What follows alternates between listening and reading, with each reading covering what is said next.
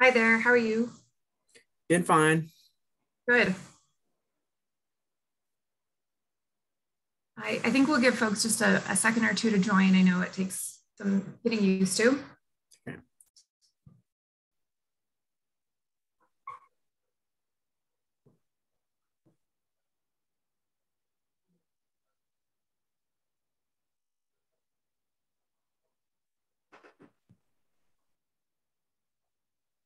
All right.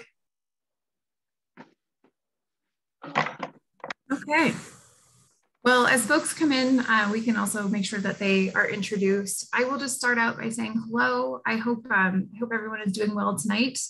I think it would be a great idea for us just to go around the room and introduce ourselves and what our connection to the project is.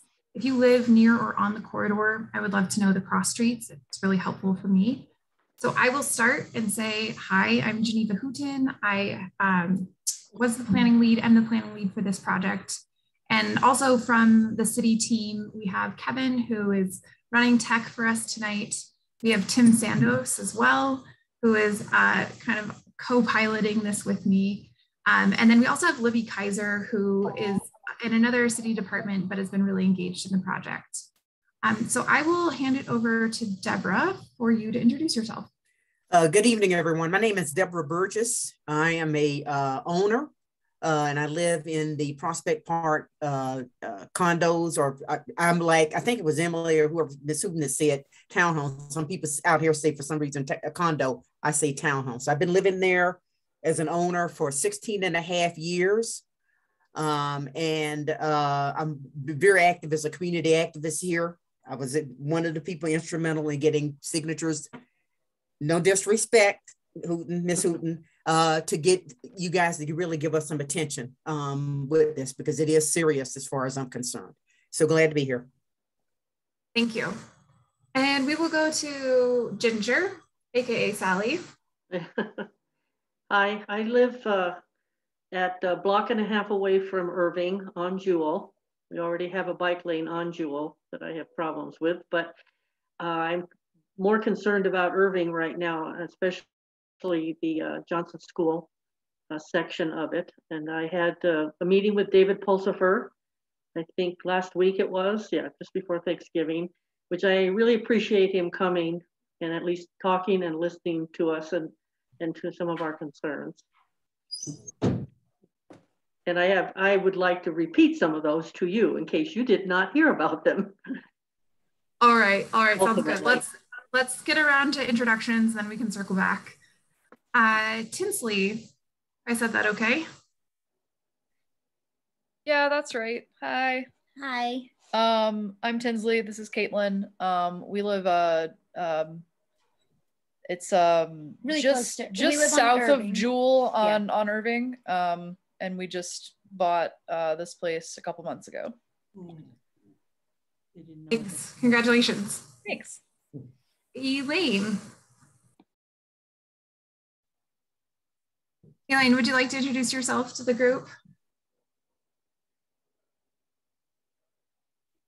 Okay. Geneva? I'm Elaine May, and I belong to Brentwood Church. I don't live there, but I belong to Brentwood Church, and it impacts us a lot. Okay. Thanks, Elaine.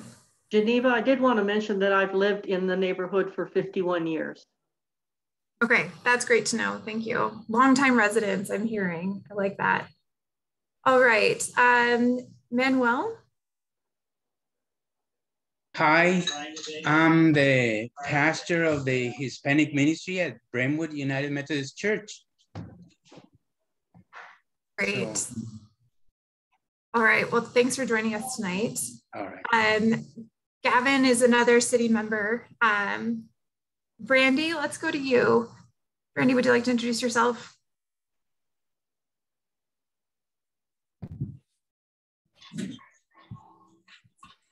My name is Brandy, and I live on Irving, adjacent to Sanderson Gulch, Java Way.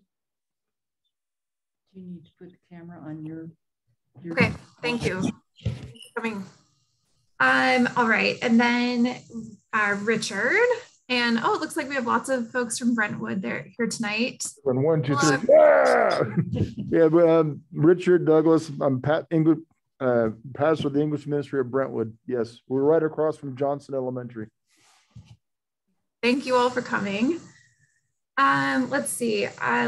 Jen Wood is part of our project team. I think we have Laura left, and then we can go to Councilman Flynn. Laura, would you like to introduce yourself?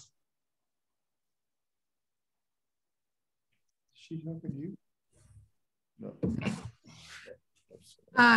All right, well, we can circle back. And then I, of course, want to acknowledge Councilman Flynn for coming this evening as well. Thank you, Geneva. I'm a little disappointed that I wasn't given the opportunity to address the larger group. I guess that was part of the pre-meeting meeting that excluded me. I would like all of my constituents to have heard this. I really want to express my appreciation to the team for the changes that have been made, but I think you might hear from some folks tonight that while some of the groups may be satisfied with the situation near them, I believe there's still a tremendously negative impact on the neighborhood. And I would like to encourage the team at this point to consider what they're looking at up at Tejon Street up in Northwest Denver, about shifting over to Lowell Boulevard instead, sending the traffic via Sanderson Gulch Trail or Florida Bike Lane over to Lowell where you have existing lanes. If the speeding on Irving is too great that it requires this level of the type of infrastructure we see downtown, where we expect heavy use, as opposed to putting in here in a working neighborhood where I don't really think you'll have the density of usage, I think it might be time to consider an alternate route. Irving is only 4 blocks away. We don't necessarily need a second north-south route. What we really need here is an east-west, or more east-west connections across the river to the Santa Fe, to the Platte River Trail for folks who really want to use this for commuting or for getting around or for recreation. I want to point out that Ginger, by the way, is one of the most avid cyclists in Southwest Denver. Routinely with her husband goes out and cycles all over the metro area. And so she sees this all the time.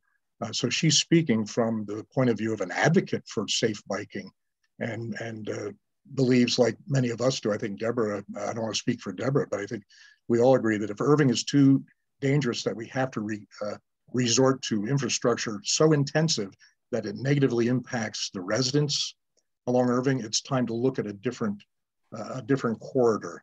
The only other thing I would point out, and I think my aide Dana is in the the meeting south of here, and she'll point this out, but many of the sidewalks on Irving, particularly south of Evans, are only 2 feet wide.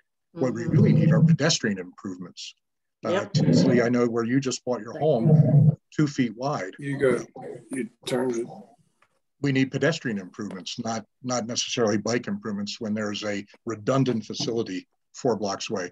Having said all that, Geneva, I want to say I really do appreciate the work that the team has done in ratcheting down some of the negative impacts, but those that still remain still trouble me, and maybe you'll hear that from the others. And with that, I'll turn off my mic and listen. Thank you. Right. Thank you, Councilman Flynn. Yes, and I definitely hear you talking about wanting to be able to address all of your constituents and certainly some questions about process and kind of how this corridor was chosen and a lot of concerns over potential impacts. So thank you for voicing your thoughts on the project. Certainly. When this was in the bond issue, by the way, in your presentation, when this was chosen 10 or so years ago, it was a neighborhood bikeway. And when people voted on it, I saw in the chat, people said, I voted for a bikeway here and I'm not getting what I wanted. It was a neighborhood bikeway. And so, people might have liked that. But with the escalation, the recognition of the speeding issues, I'm just concerned that doing it this way will only cement in place permanent speeding conditions on the street, not give any relief to pedestrians, and not increase safety for people overall. So thank you. All right. So with that, thank you all for introducing yourselves. I really appreciate it. I think it makes it feel like we're in the same room and in a way. So we've presented the information. I have the slide deck. I can pull up a roll plot. We can also just talk through and I can answer any questions that you may have. So if anyone would like to kick us off, feel free to start us. I'll go ahead. I had David Pulsifer out here, as I mentioned earlier. I had Michael Willen out here regarding the Jewel bike lane, which has significant problems. But I'm going to concentrate on Johnson School. I've lived here 51 years, and this is the reality. People used to walk their kids to school. They do not do that anymore. They all drive. Every day, morning and evening, Johnson School is surrounded by people picking up their kids and socializing. It used to be that people would bring carts over and it would be an hour, hour and a half social hour for pickup. Because of there being a school here, quite often there is a police sting set up to ticket people who are speeding on Jewel. I went over one day to talk to one of the officers and he told me that 80% of the people speeding are the parents themselves. I do want to point out as well that getting rid of any parking on Irving by Johnson School will result with people parking on Jewel illegally to pick up their kids. This is already happening at Denison Elementary down the street, and I sent a picture to Adam, David, and Michael regarding that. It's every day, and it's 2 and 3 blocks long of parking. If people are parking on Jewel anywhere near Johnson Elementary School, it will be very dangerous. This is a dangerous intersection. I live 2 blocks off Federal, and we have many accidents here. The last thing we need to do is make smaller the driving ability of people. The other point I made with David is that putting in bumpers and poles on Irving from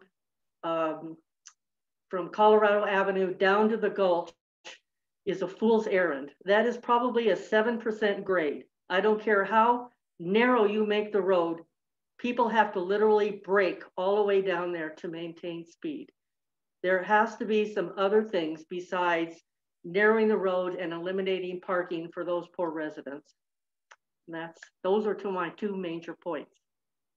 Okay, thanks, Sally. And I just want to make sure I'm hearing those correctly. So you have concerns that you want to make sure that the whatever bike lane is built is really used by people and not something that isn't used. A lot of concerns about folks potentially then parking on Jewel if they can't park on Irving, and that it would be an unsafe place. Did I capture that correctly? Yeah. One more point I'd like to make. I sat out in front of my house for 6.5 hours and recorded traffic. Bicycles in this area represent 0.2% of the traffic. 9 times as many people use the sidewalk and hundreds of times more use the vehicles. I get that we want it to be safe for bicyclists. For me, I'm 75 years old and I like safe biking. But to take and make it less safe for vehicles is unfair. I'm going to say it unfair. Okay, so I'm hearing sort of this equity of how the streets are getting used and wanting to make sure that the people who are using the streets the most are getting the most on the streets. Correct. Then let's think about pedestrians. Right. Thank you for that, Ginger. Other questions or comments?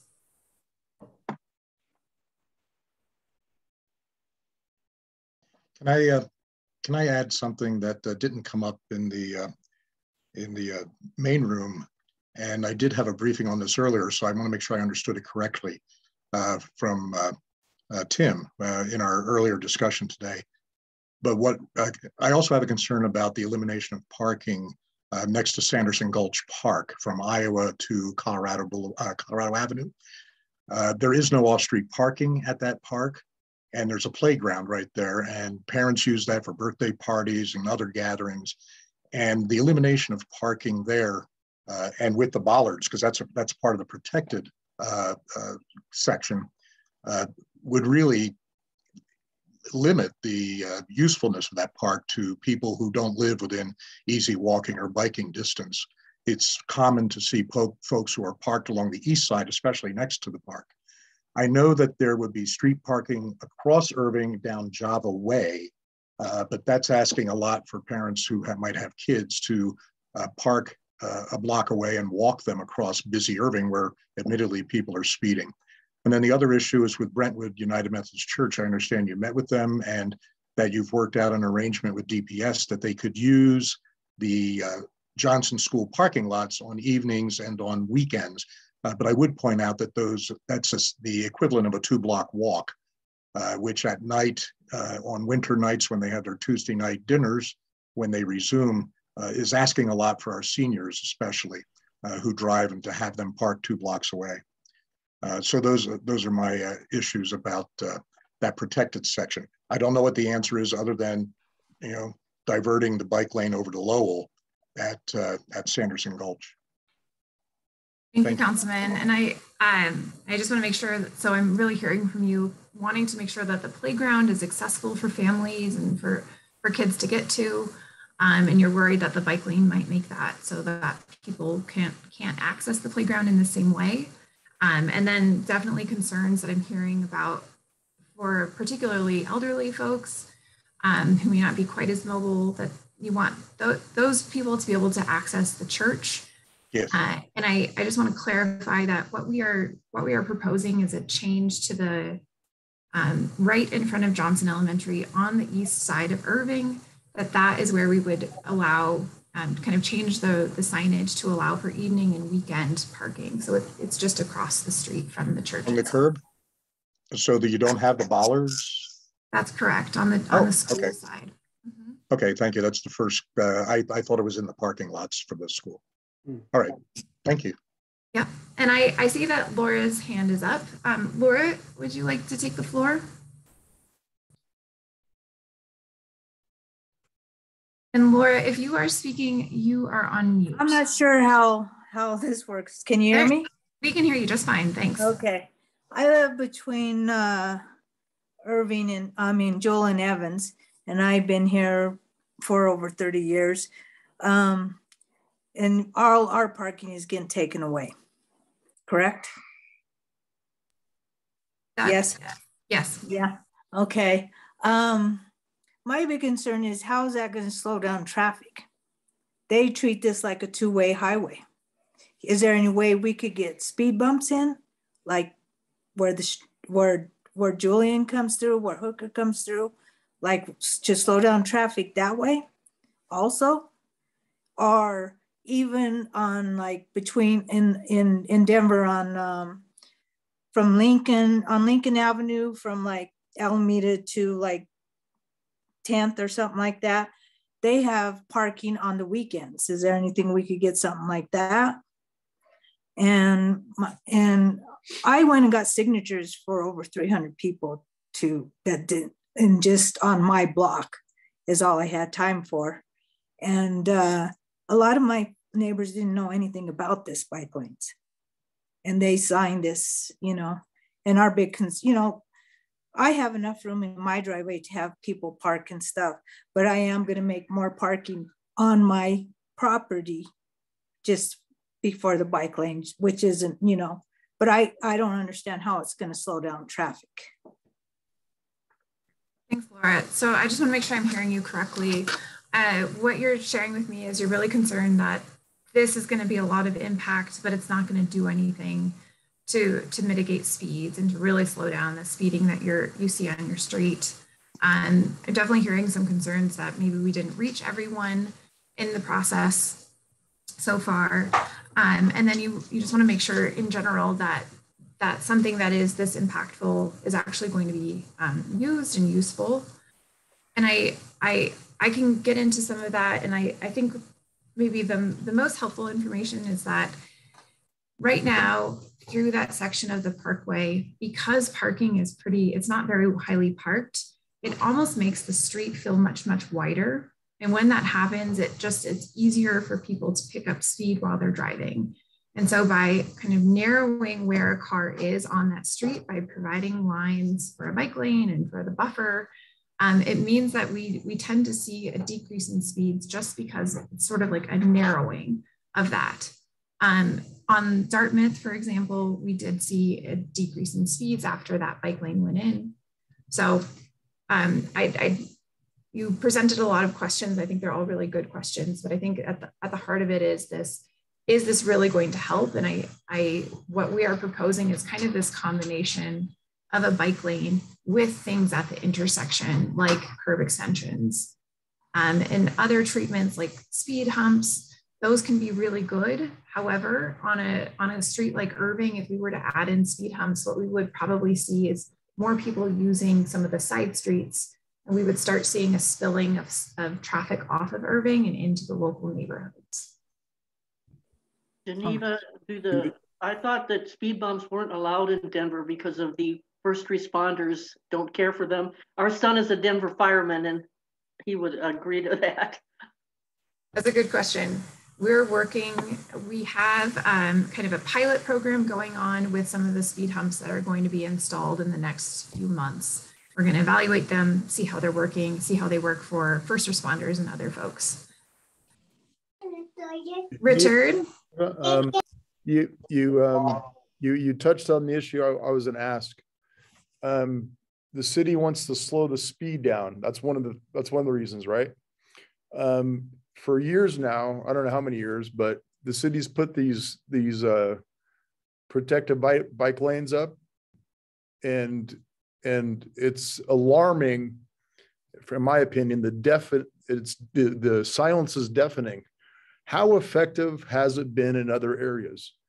Because you guys have never mentioned how effective it is in other areas. Now, I mean, with all due respect, if it is effective, I'm sure we would have heard about it. Secondly, you mentioned Dartmouth. Dartmouth does not have the protective lanes. And you yourself just mentioned that the double bike lane with the parking and the bike lane right next to it is effective. And that's what Brentwood United Methodist Church is proposing. We would prefer that. You yourself just said to everyone, this is being recorded too now, Geneva. You yourself said it is effective on Dartmouth. I used to live right down there, and it is rather effective. On the radar signs. Thirdly, Dartmouth, just Tuesday night, you guys said you couldn't do the parking with the open bike lane in front of our church because there's not enough room, right? You remember that? This part of Irving is much wider than Dartmouth, so it got you there too. with all due respect. Definitely. So Richard, what I'm hearing from you is kind of this question of, are people riding the bike lanes that we have already in the city? I'm hearing just was wanting to really understand that a buffered bike lane, does that provide the same level of speed calming that we might see from a protected bike lane, and therefore will that be enough in other parts? And then really expressing a desire to have parking and a bike lane on the section of Irving in front of the church. Did I capture all that correctly? The parking bike lane, yes. I'm sorry. Yes, the parking, the bike lane, yes. But with regard to how effective it is, because I'm sure you guys have statistics. You guys study everything, right? And if it was effective, I'm sure we would have heard of how effective it is. So we'd love to hear how effective it is, this strategy to slow down traffic. And I can follow up with you on some of that data that we have on kind of our post-install data. I think at a high level, our people tend to ride on streets that feel safe to them and where they have a dedicated space to be. So overall, on our streets where we have bike infrastructure, we do see an uptick in ridership after those have been installed. I don't have numbers off the top of my head. To the question, and I think it's a really valid question of like, why isn't just the buffer enough in that middle section of Irving from Iowa to Jewel. And that goes back to the existing speeds that we have are high enough that that having that vertical protection is really kind of necessary based on our design guidance. And so having that vertical is another way of making it both safer for the people who are in the bike lane, but also then providing some of the traffic calming. Yeah, I'm sorry, we understand that, but the thing is, you yourself just said it's effective without having the post up on Dartmouth. You Right. yourself said that works on Dartmouth, so why not try it here first? You know, before jumping to the extreme of putting in the posts. Why not first put in the buffer lane, you know, the double lane without putting in the obstacles, you know? Because if it works on Dartmouth, maybe it'll work here too. Yeah, good questions kind of about the design standards and why is this particular treatment effective. And I want to make sure that we have enough time for other folks who have hands up. And Richard, happy to sit down in maybe a smaller format to have that conversation with you. And I think in particular, in front of the church, one of the reasons why it's quite challenging with that southbound travel lane is just with how everything is with the offset. And, you know, we walked you through that a couple days ago, and it is a complicated question to answer. Sorry if you can hear my dog. And one that I think is pretty nuanced. And I just, for the sake of time tonight, I want to make sure that we're getting to some of those other good questions. Deborah or Brandy, I see your hands are up. Okay. Yeah, mine will be really quick. You know, I could be one of these kind of people go, oh, hey, I'm cool because I live in the townhomes and they're going to keep that parking. I'm not impacted by that one way or where I park. We have reserve parking, I have a garage and parking on here. But there are owners that live out on Irving on that side that you all were considering that you're going to, you know, not bother that. But here's still my concern. And I'm going to ask you if that's what you said, you can clarify. There's still going to be the bike lanes there, correct? Going down on Irving, starting on Florida, going down there. It's going to be dangerous with those cars parking there. I don't know what percentage grade that is. Maybe the councilman can tell you. I'm concerned about that for safety. And I know for a fact sometime when I'm going in the other direction down Irving and I come back out of my complex, I live in building 17 to Iowa, and literally I have to inch out Iowa on Irving. And I'm just thinking, we have traffic coming down there at all God's kind of speed. A bike lane ain't, I see that dangerous for bikers. And by the way, I'm a biker. I have a mountain bike, a road bike. I don't ride too much, obviously, in the city here. I'm also concerned about the people that live in the homes across the street. I don't know if, and the councilman correct me, I believe you think from, is it Iowa, just past Johnson Elementary School up to just at the part of Florida. I understand there's some folks there that are going to be, they're losing parking spaces, and the councilman can correct me. I think there's some people leaving because they have folks that are disabled.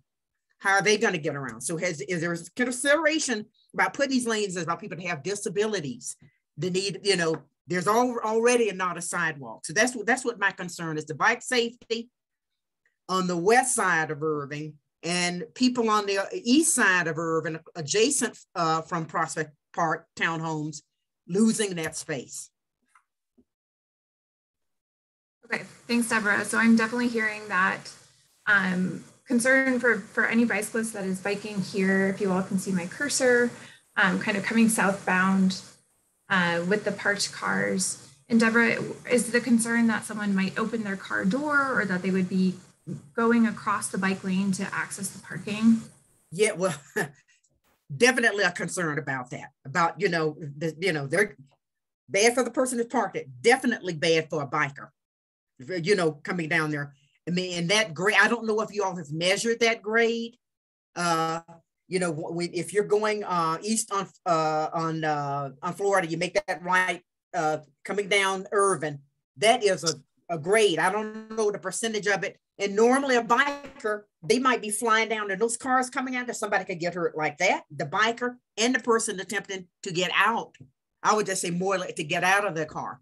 I'm concerned about that. And also the folks adjacent to us on the other side of the street, losing all the parking, period. That I see as an issue as well too. Okay. I think I'm understanding what you're saying about safety, and then concern over parking lots on that side. Yes. So, all right. It looks like we have a couple of hands up. Brandy. Yes. So I'm a homeowner here. I've lived here for 10 years. I feel like I'm the only one impacted by the loss of parking. I understand I'm kind of like at the bowl of the, the slope here.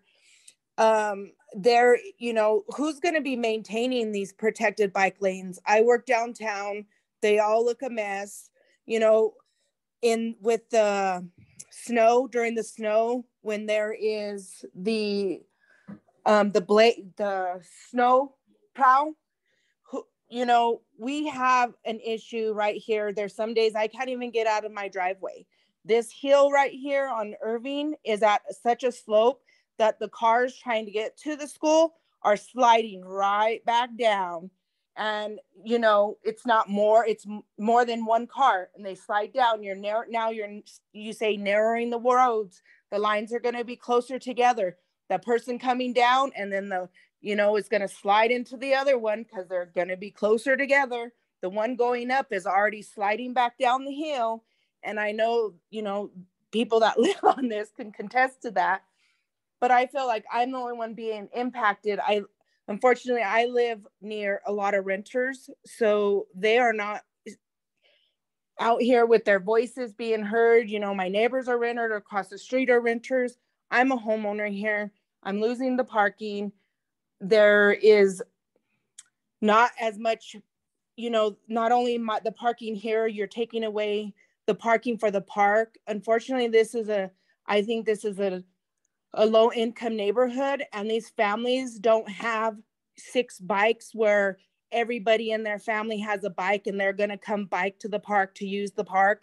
This park is used every weekend. Whether it's the basketball courts, whether it's the across the street from me, or it's the playgrounds, the green belt across the street, they set up, there's something going on every weekend. They will not have, there is no other parking but on the side of my house.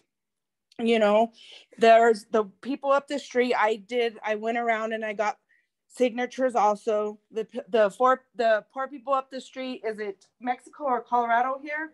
They have no more room for any other parking from the people on Irving to try to park there.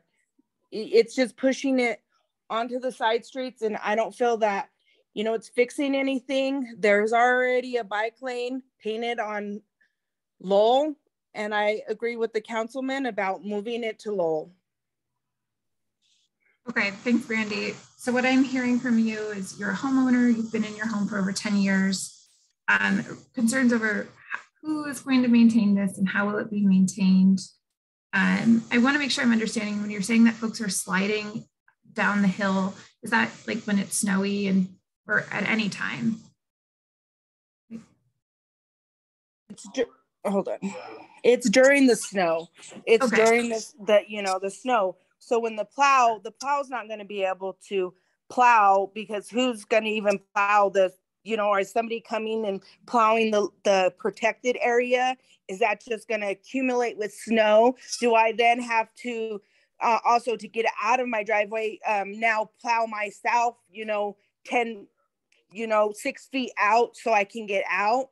The plows going down, they slide. They can't even make it from my driveway up to it's not Colorado. They can't make it up that hill. They just slide down. And the ones coming down, if they break a certain way, they're they're sliding, and you don't know which way they're gonna go. Got it. Okay, that makes a lot of sense. And just quickly to answer your question, the bike lanes are maintained by the city. We have special plows that can fit in the bike lanes, and those are also plowed, just to answer that. Also, I was hearing from you a lot of concern about kind of the park as this big community asset. People go there, families are going there, and that the bike lane would potentially displace some of the parking and would be going more into the neighborhoods, and maybe that less people would go to the park. So those are the main things that I heard from you. Is there anything that I missed? You know, there's the parks. Yes, the community does a lot of the little, the little league footballs, the soccer, the practices. There's nowhere for them to park or go. There's no parking access for this park to be utilized. Okay, got it. Thank you. All right, so I think we had Councilman Flynn. Thank you. I just want to follow up on a few items that came up since I last spoke. And I want to thank Deborah and Sally and Brandy, who were among the, I think, 15 volunteers who canvassed and obtained 327 signatures between Florida and Amherst of people who do not support and ask for consideration of a different resolution of this. When Richard brought up from Brentwood, he mentioned the Dartmouth bike lanes. I did have DPD a while back look up the statistics for me, and there has been a total of one accident involving a bicyclist on that Dartmouth shared lane, the shared parking bike lane. It was right near Mojo Wheels, which is just near the McDonald's west of Sheridan. And it was a hit and run, and the cyclist had a broken left arm. And in 5 years, that's the only accident that's occurred there. If we have this many accidents on Irving that were in the presentation, I think you said 15 bike and ped accidents. Again, I think that reinforces the idea that there should be this isn't the right place for it. This may not be the right corridor for this. I mean, we wouldn't try doing this on Federal Boulevard. And certainly I'm not comparing this to Federal necessarily, but if it's that dangerous, maybe we should look for an alternative to keep cyclists really, really safe. Deborah brought up the issue that I mentioned to her and to several others here about the homeowners who have moved. Since the announcement of this project and that it would be a protected bike lane last March, 40 homeowners from Florida to Amherst, 40 homeowners have moved out. Now, certainly not all of them were due to this. I would never make that claim, but what I did ask the assessor to do is tell me how many sold in that same period on Lowell in the same stretch, and there were 26. So you have a margin, a delta of 58% more homeowners moving out from Irving than on Lowell in the same time frame in this market. The one that Deborah referred to is a woman whose husband became disabled. She was a 21-year resident of her home on Irving, and her husband became disabled and in a wheelchair. And back in March, she wrote to me when we leafleted, and she said, please don't let this happen or I may have to move, because she needed the curb access to be able to get her husband in and out of accessoride vehicles or her own car on icy days when her driveway was not, when she was not able to push his wheelchair up through the ice on the driveway. And then her children also came over to do the lawn work. They'd come over with a trailer with the lawnmower, and they would not have been able to park and maintain her property. And so I asked her, why did you move? She confirmed for me, and I think I copied you, Geneva, and the rest of the team earlier this week on that email, and no one ever replied to me from the bike team. But she said, yes, if it were not for the bike lane, she would not have thought of moving. She would still be there with her husband after 21 years in that house. I think that's a disgrace that this is causing people to take this kind of action, when they thought this is going to be their forever home. I think this could be, frankly, I think this could be the environmental justice equivalent of putting I-70 through Elyria Swansea. This is the bike lane equivalent of that. Thank you. Thanks, Councilman Flynn. And I want to make sure I'm understanding what you're sharing. So the first is that because there are crashes that are happening on Irving, that it may not be the right street to make improvements to. Correct. We had this discussion on City Council just yesterday. We had a meeting on lowering residential speed limits on the local streets. It wouldn't have affected Irving. And during that discussion, it was brought up that we build our streets entirely wrong.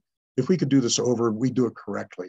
If Brentwood were being subdivided today and the right-of-way being allocated, probably we would have narrower streets that promoted slower driving, like the street designs we're going to be moving toward. And so I'm wondering, has the team considered what would it cost to make Irving a street that literally demanded people to go slow? If we had curb extensions at key intersections and raised medians in the center that channeled traffic and made it go slower, what would be the impact of that? It would be extremely costly, but instead we're opting out for a less expensive version that keeps the 2-foot sidewalks and keeps speeding as something that drivers will always do, and prevents people from having access to their homes at the curb. And for all those reasons, I think that we should just consider moving it over to another parallel corridor very nearby that already exists.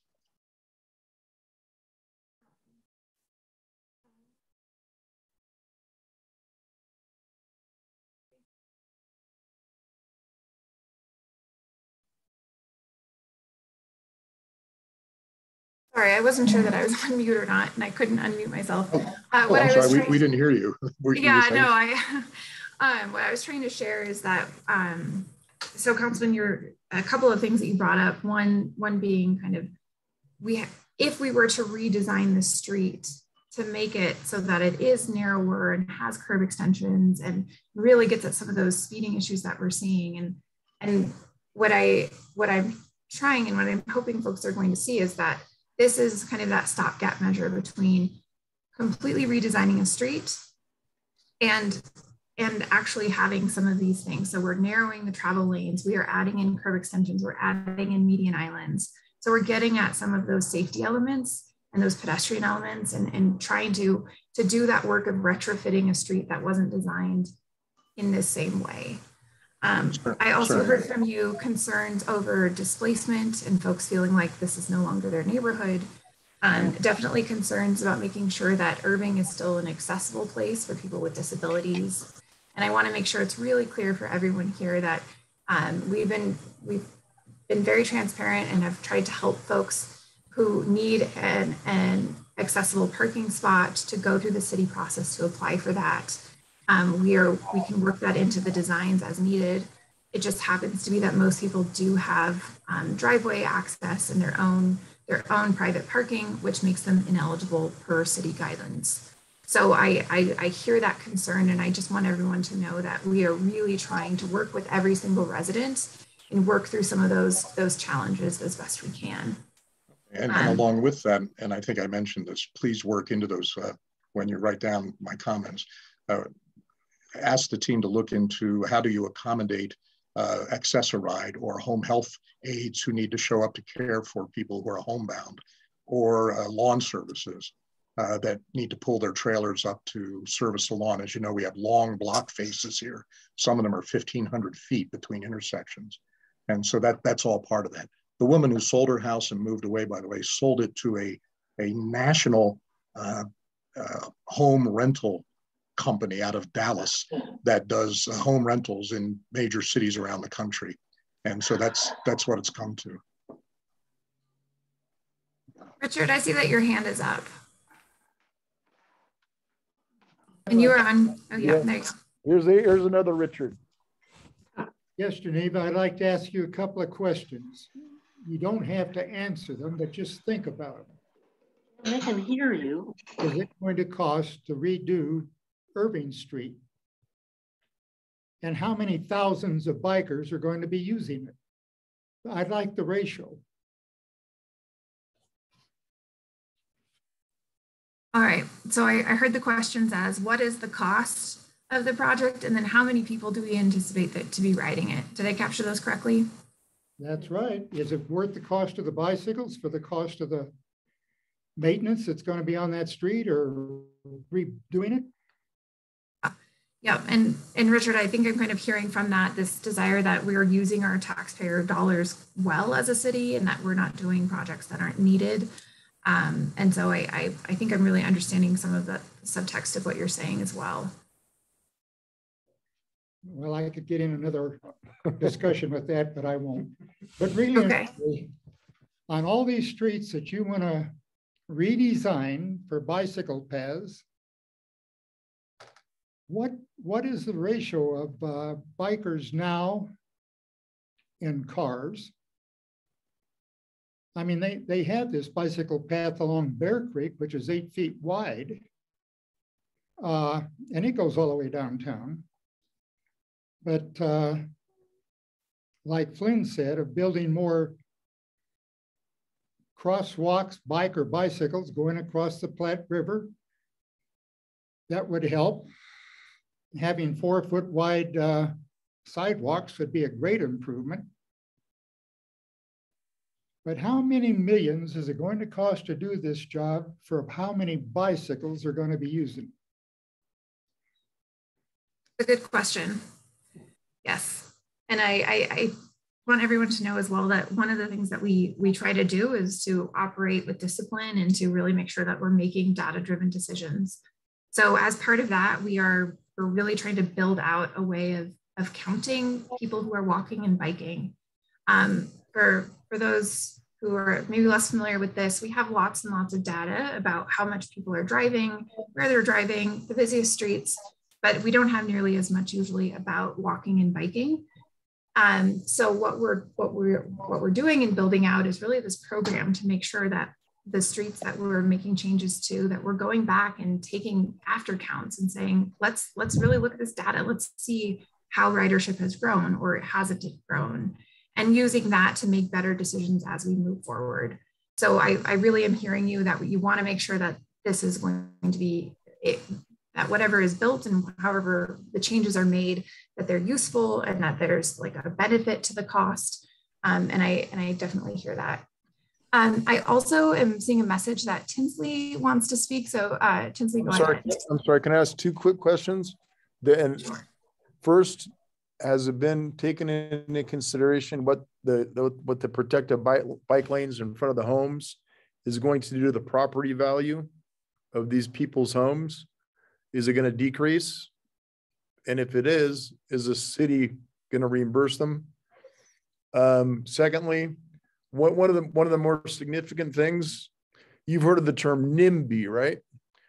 Not in my backyard. I was just wondering to what extent would the city council go to make this project the most attractive? Would you guys like to have this? You would have no qualms having these posts put up in front of your house? That's a rhetorical question. Thank you. Can we hear from Tinsley? Please. You're muted. There we go. Sorry. This is Caitlin and Tinsley, my wife. We just bought. We really like this neighborhood. We want to stay a long time. I really enjoyed the neighborhood. We're walkers. We have a dog, and I've noticed that this is a predominantly walker neighborhood, and I'm just slightly concerned that consideration isn't given to extending the sidewalks. We're 2 blocks from a school. I just think it would make way more sense to have sidewalk access. I've seen multiple parents walk their children to school. I run into people in the neighborhood walking my dog. I've seen a total of maybe 2 bikers. So it doesn't really feel like this is a solution for the residents of this specific community. It feels like a solution for the greater Denver area, and we're just kind of collateral damage. And that's really kind of how I feel about it. And that makes me sad because, yeah, I do worry about my property value having vertical poles in front of my house. I worry about the eventual, we want to do a little addition, like how are construction people going to get into in my yard? How am I going to, add a driveway or do anything around my property with these lanes? And so I'm grateful that we're at least not going to have the vertical poles on our part, but it's still affecting homeowners of all up and down all the rest of Irving.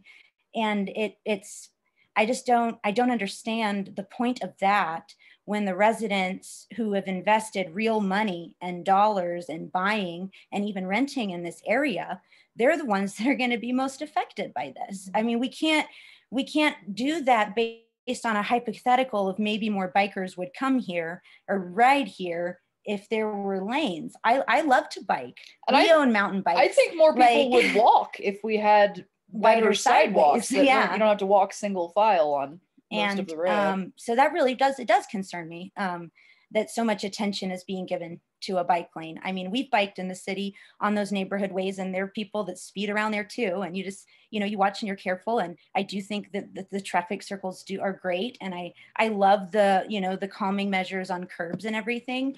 But why isn't the focus on pedestrian use? Because that's predominantly what goes on in this neighborhood. So. Thanks for sharing. Yes, and so the main things I heard from you are the concerns that really it's the pedestrian environment that needs more help on Irving than the bike environment,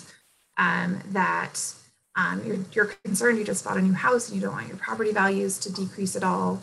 And then of course, if you have folks who are joining you or working at your home, like how are they going to access your house? Did I capture that okay, Caitlin? Did I miss anything? Okay. All right, folks. Well, with that, we have 2 minutes left before our meeting adjourns. So I am going to just pull up a final slide that walks through how you can stay engaged in the process. Let me get my screen. There we go. All right, let me share this. I can do it. Yes, I can. All right. So as we shared before, and as Kevin walked us through, you go to this address, bit.ly/WDSS comment. That's where you can access the designs.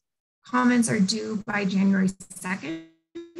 So you have a full month to do this, lots of time. You can also contact the project team at bikes@denvergov.org. You can schedule office with members of the project team. If either of those options don't work for you, you can also call the project hotline and one of us will return your call. And so with that, if you are not on our project mailing list and you would like to be, go ahead and put your email address into the chat and I can make sure that you get added. And other than that, I really want to thank everyone for your time this evening, for having a productive dialogue, for asking good questions. And I really appreciate that. So I'm going to leave my screen up. So if you want to take any of those notes, feel free to. And we are at time. So if there are any other questions that are coming, please feel free to ask us through those 3 ways. All right. And I think what we are going to get kicked off of, I think we're going to get kicked out of the meeting here pretty soon. So I'm going to see if that is happening. I'm going to stop sharing and I'm going to